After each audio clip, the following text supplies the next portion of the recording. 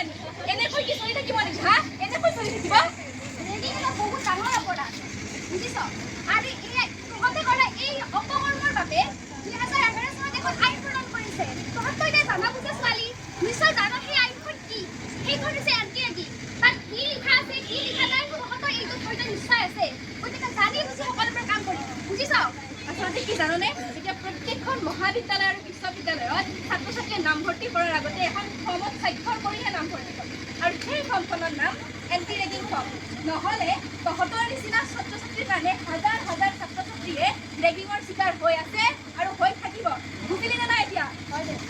আমাৰ বৰ ভুল হৈ গ'ল আমাৰ নিজৰ মানসিক শান্তিৰ বাবে সেই অকণমানিখিনি মানসিক শান্তি একেবাৰে পাহৰিয়ে পেলালোঁ হ'ব দে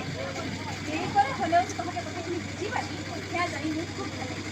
আচলতে কি জানানে আমি সকলোবোৰ ৰেগিং নামৰ শব্দটোৱে বন্ধ কৰিব লাগিব আমাৰ এই ইউনিভাৰ্চিটিখনত প্ৰথমতে ৰেগিং আছিল নে এতিয়া আছে নে ভৱিষ্যতে থাকিব গতিকে আহক আমি সকলোৱে মিলি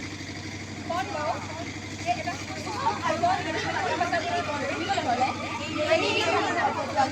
বন্ধ কৰিব লাগিব